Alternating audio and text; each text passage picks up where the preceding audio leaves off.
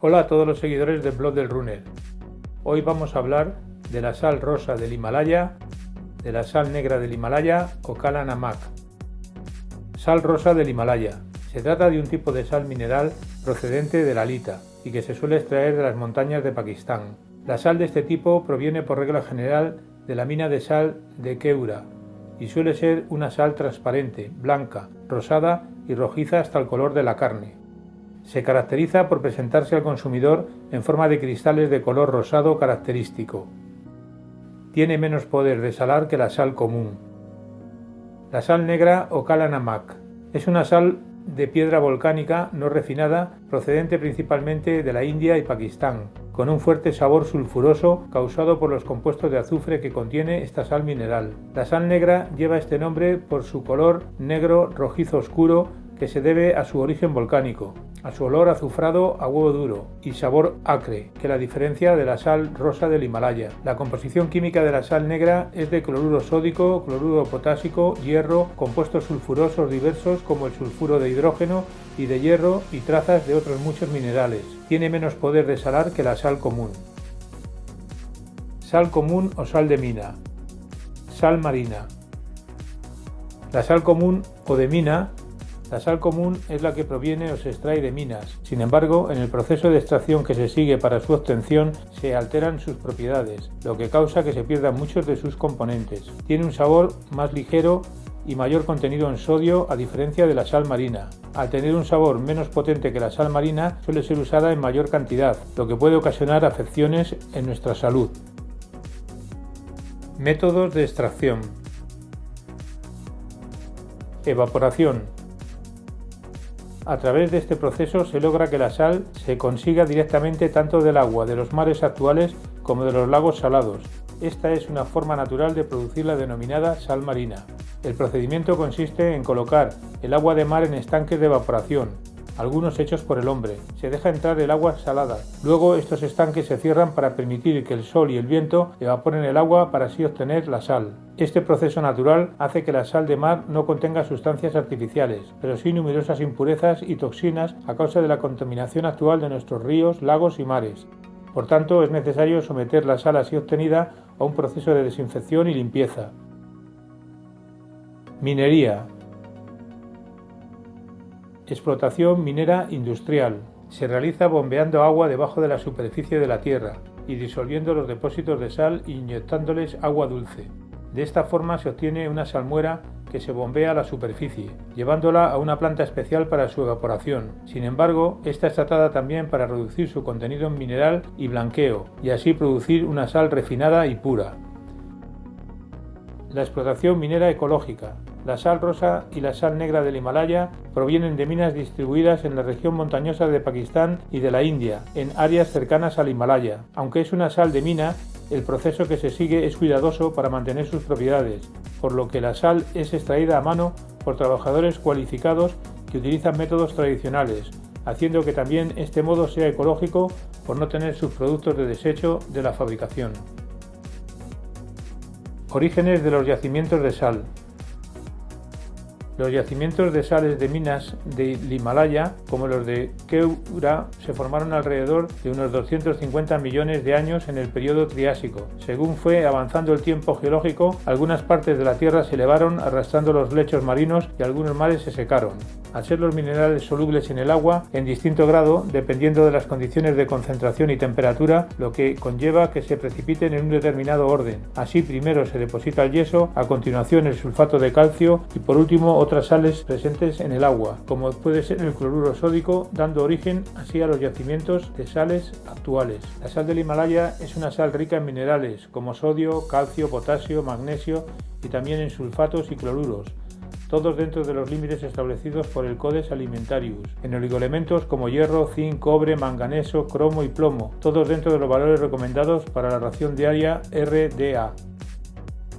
Estos depósitos de sal se formaron después de que los grandes volúmenes de agua salada se secaran. Por lo tanto, estos yacimientos son totalmente naturales y aislados de la contaminación ambiental actual.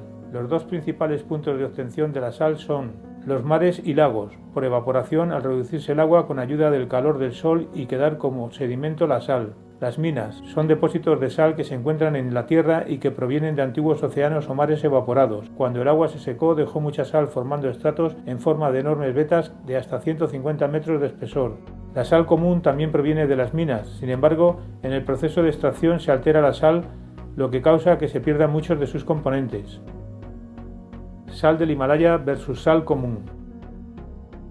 La verdadera sal rosa del Himalaya de alta calidad es una de las sales más puras que se pueden encontrar. Incluso su extracción, al ser manual y rudimentaria, mejora su calidad y su valor ecológico. Aunque no proviene del Himalaya, como insinúa su nombre, y sí de la mina de sal de Keura en la provincia pakistaní de Penyab, la mina más antigua de la historia de la minería de sal del subcontinente. Es una sal sin refinar y de alta calidad y rica en minerales.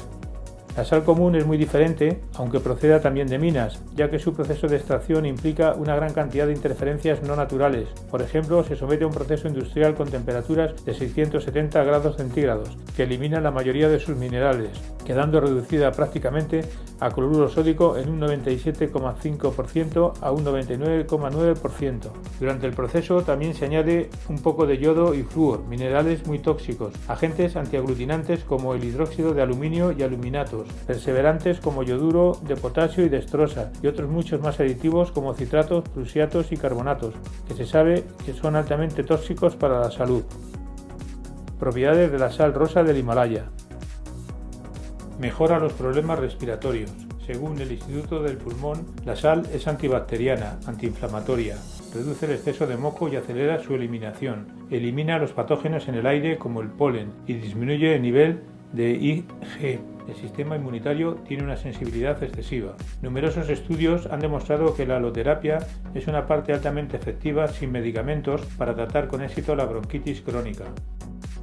Balancea el pH del cuerpo. El rico contenido de minerales de la sal marina del Himalaya rosada contiene sodio y otros electrolitos, por lo cual tiene un efecto directo en el pH de la sangre y puede ayudar a equilibrar los niveles de pH del cuerpo.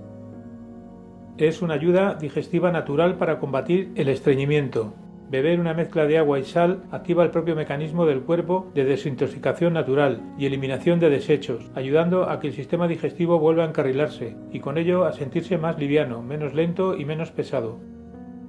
Purifica el aire. Cuando se utiliza sal rosada del Himalaya para crear una lámpara, es posible que proporcione a su entorno un aire más limpio, ya que por la naturaleza inherente de la sal, en este caso la lámpara, que es un bloque de sal rosa pura del Himalaya, atrae el vapor de agua y los contaminantes del aire. El vapor de agua se evapora debido al calor de la lámpara, pero el polvo y los alérgenos permanecen retenidos por la sal en lugar de entrar en el cuerpo.